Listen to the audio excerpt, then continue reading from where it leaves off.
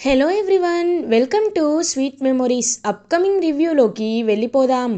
Jagadhatri Kedar JD కేడీగా మారి రమ్య ద్వారా మీనన్ ఒక ప్లేస్లో దాక్కున్నాడు అని తెలుసుకొని మీనన్ దగ్గరికి బయలుదేరుతారు. అప్పటికే జగదాత్రి మేనత్త రాగినికి అవినీతిపరుడు తన భర్తని ఇన్స్పెక్టర్ కావ్య కాదని ఇన్నేళ్ళగా జగదాత్రిని అపార్థం చేసుకుంటూ తనని తన అమ్మని అవమానిస్తూనే ఉన్నందుకు జగదాత్రికి సారీ చెప్పాలి అని జగదాత్రి వాళ్ళని ఫాలో అవుతూ వెళ్తుంది రాగిని. సో రాగిని జగదాత్రి కేదారే జేడీ కేడీ అనే అతి పెద్ద నిజాన్ని తెలుసుకుంటుంది. అంటే సమాజంలో ఇంత గౌరవం, ఇంత పరువు, ఇంత పేరు ఉన్న జగదాత్రి నేను తిడుతున్న తిట్లని భరించి ఇంట్లో ఒక సాదాగా ఉన్న ఆడపిల్లలా ఉండిపోయిందా, నాకు తను ఇంత గౌరవం ఇస్తుందా అని పాపం పశ్చాత్తాపంతో కుమిలిపోతూ ఉంటుంది జగదాత్రి మేనత్త రాగిని. ఇంకా ఇదంతా చూస్తుంటే ఏదో ప్రమాదంలా అనిపిస్తుంది. ఒకసారి లోపలికి వెళ్ళాలి అని మీనన్ దాక్కున్న ప్లేస్కి జేడీ కేడీ వెళ్ళగానే జేడీ కేడీల వెనకాలే రాగిని కూడా వెళ్తుంది. ఇది ఇలా ఉండగా మీనన్ జేడీ కేడీ తనని కనిపెట్టేశారు అని షాక్ అయిపోతాడు. అసలు ఎలా కనిపెట్టారు జేడీ? నేను బ్రతికే ఉన్నాను ఎలా తెలుసు మీకు? నేను ఇది ప్లాన్ చేయడానికి 2 నెలల టైం తీసుకున్నాను, కానీ మీరు ఒక 20 రోజుల్లోనే ఎలా కనిపెట్టేశారో అని అడుగుతారు. అదంతా నీకెందుకు, మర్యాదగా అరెస్ట్ అయి లొంగిపోతావా, లేకపోతే ప్రాణాలు తీసేయమంటావా అని అంటాడు కేదార్. ఏంటి, నా ప్రాణాలు తీస్తావా? ఏది, తీ చూద్దాం అని ఇంకా ఫైర్ చేస్తూ ఉంటాడు మీనన్.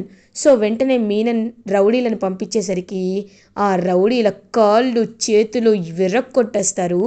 జేడీ అండ్ కేడీ బాగా రౌడీలని కొట్టి కొట్టి పడేస్తూ ఉంటే మీనన్ కరెక్ట్గా జేడీకి బుల్లెట్ షూట్ చేయాలి అనుకుంటాడు. కరెక్ట్గా అప్పుడే వచ్చిన రాగిని జేడీకి అడ్డుగా నిలబడుతుంది.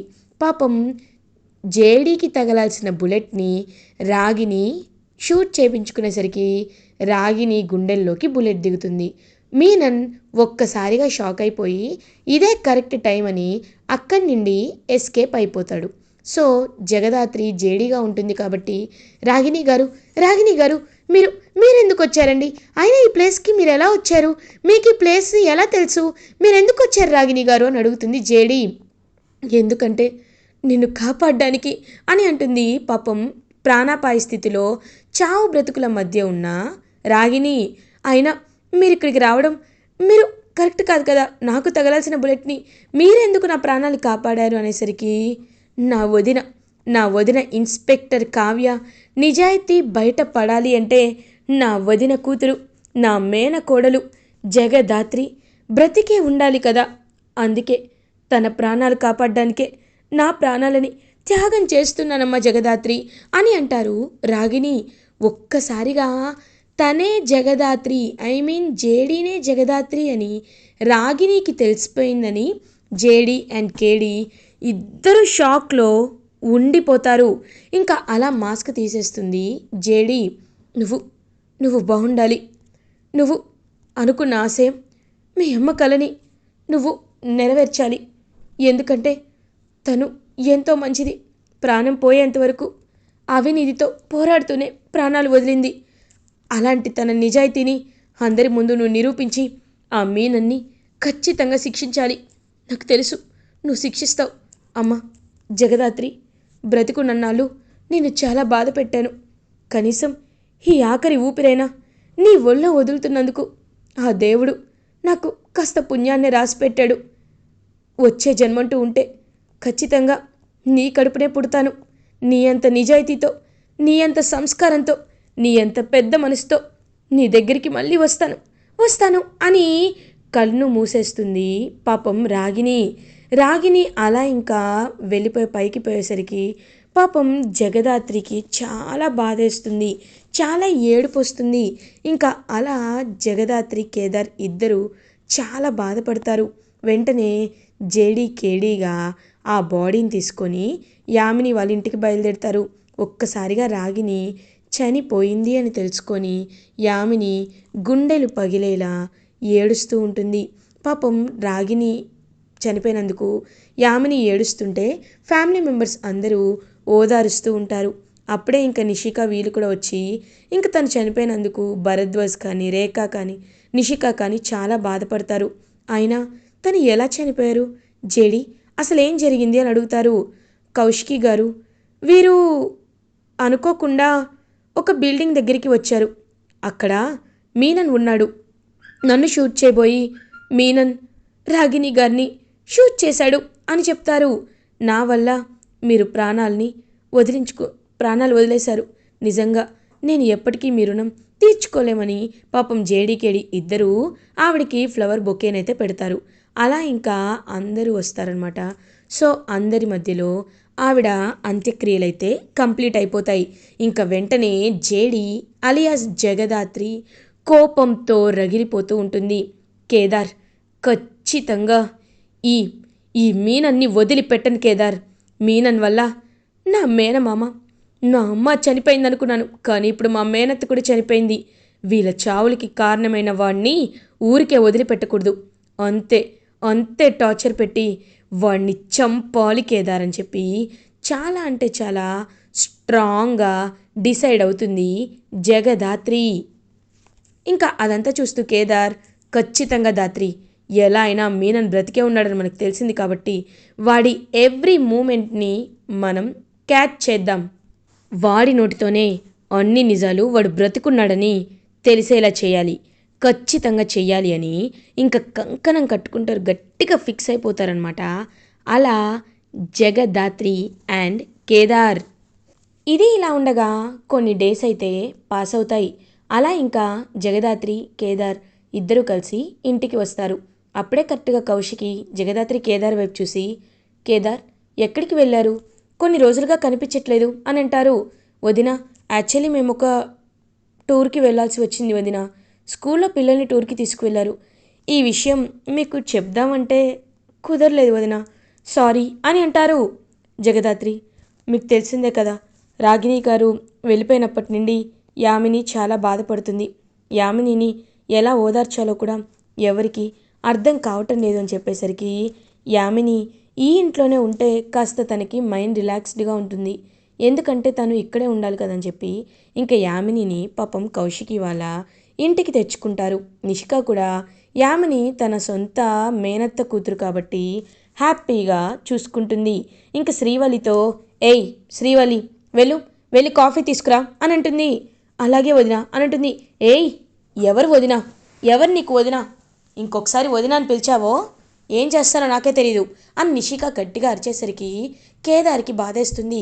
నిషిక, తనకి వదిన అని పిలవడం ఎప్పటి నిండో అలవాటు, ఎందుకు నువ్వు తన్ని అంతలా చిరాకు పడుతున్నావు అని అంటారు. చిరాకు పడకపోతే ఒక పని మనిషిని నన్ను వదిన అని పిలుస్తుంటే నాకు కంపరంగా ఉండదా? సరే, అదంతా పక్కన పెట్టండి, అయినా తను ఎప్పుడు ఈ ఇంటి పని మనిషి లాంటిదే కదా అని నిషిక అంటుంది.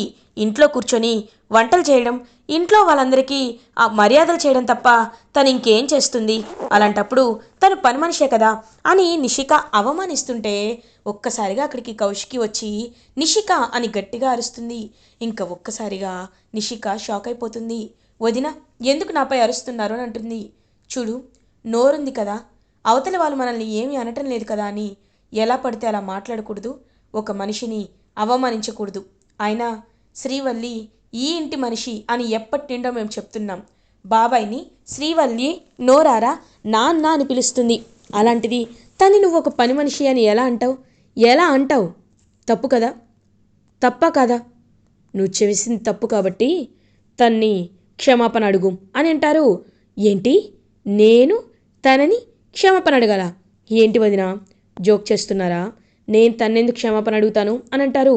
అడగవా అని ఇంక కౌశికి అనేసరికి యామిని, అక్క, వదిన, అయినా నువ్వే తప్పు చేసావు నిషిక, నువ్వు తప్పు చేయడం వల్లే ఇప్పుడు చూడు శ్రీవల్లి ఎంత బాధపడుతుందో అని అనేసరికి ఇంక వెంటనే కేదార్, లాభం లేదక్క, ఈ మాటలన్నీ శ్రీవల్లి భరించాలని నేను అనుకోవటం లేదు, నా చెల్లెల్ని ఏం చేయాలో నాకు తెలుసు.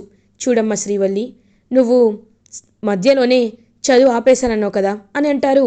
అవునన్నయ్య, డిగ్రీ లాస్ట్ ఇయర్ చదువు ఆపేశాను, ఎందుకంటే స్కాలర్షిప్కి ఎవరు ముందుకు రాలేదన్నయ్య అని అంటుంది. నేనున్నానమ్మా, నేను నిన్ను చదివిస్తాను. నువ్వు ఏం అవ్వాలనుకుంటున్నావో చెప్పు, నిన్ను అది అయ్యేలా చేస్తాను. అంతేకాని ఇలా ప్రతి వాళ్ళ దగ్గర నువ్వు మాటలు పడాల్సిన అవసరం లేదు అని చెప్పడంతో ఇంకా అలా పాపం కౌశికి చాలా హ్యాపీగా ఫీల్ అవుతుంది. జగదాత్రి కూడా కరెక్ట్గా చెప్పావు కేదార్, నిజంగా ఈ మాటతో నాకు ఎంతో హ్యాపీగా ఉంది. చూడు శ్రీవల్లి, నువ్వెక్కడి వరకైనా చదువుకో, మిమ్మల్ని మేం చదివిస్తాం, నువ్వు మా మా బాధ్యత అని అనేసరికి ఇంక వెంటనే అలా చూస్తూ ఉంటుంది నిషిక. అబ్బో, ఇప్పుడు తన్ని చదివిస్తారా మీరు అని అంటారు. చదివించడం మాత్రమే కాదు, తను ఎవ్వరు ఊహకందని స్థాయిలో అత్యద్భుతంగా చదివి గోల్డ్ మెడల్ కూడా తీసుకుంటుంది. అది నీ కళ్ళతో నువ్వు చూస్తావు అని అంటుంది జగదాత్రి. అబ్బో అవునా, సర్లే చూద్దాంలే, కలలు బాగా కంటున్నారు అని అక్కడి నుండి వెళ్ళిపోతుంది ఇంకా నిషిక.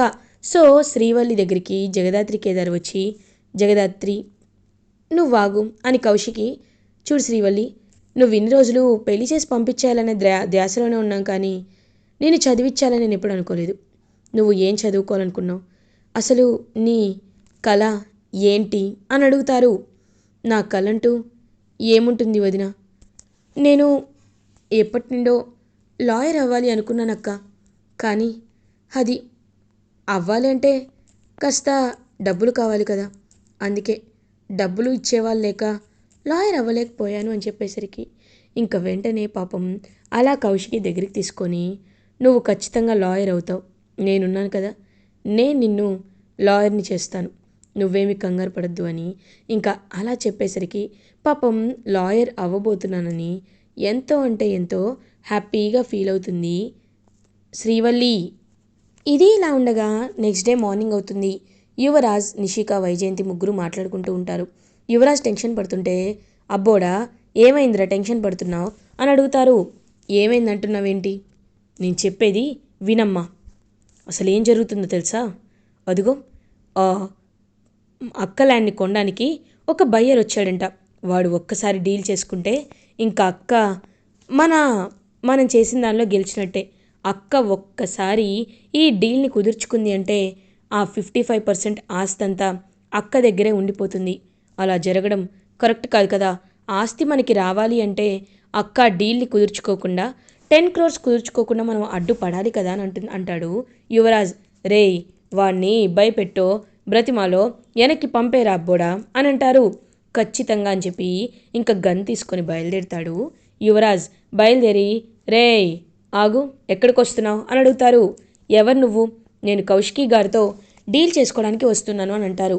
మర్యాదగా వెనక్కి తిరిగి చూడకుండా వెళ్ళిపో, లేదు అంటే నిన్ను పైకి పంపిస్తా అని అంటాడు యువరాజ్. ఏంటి, ల్యాండ్ కొనడానికి వస్తే చంపేస్తావా అని అంటారు. చంపడం కూడా కాదు, నిన్ను చంపి నువ్వెక్కడున్నావు కూడా తెలియకుండా కూడా చేయగలను, నేను అంత బ్యాక్గ్రౌండ్ ఉన్న మనిషిని, మర్యాదగా పోరా అని ఇంకా పంపించాలనుకునేసరికి ఒక్కసారిగా వెనక్కి తిరిగి చూసేసరికి అక్కడ జగదాత్రి అండ్ కేదార్ నించుని ఉంటారు. వాళ్ళని చూసి షాక్ అయిపోతాడు యువరాజ్.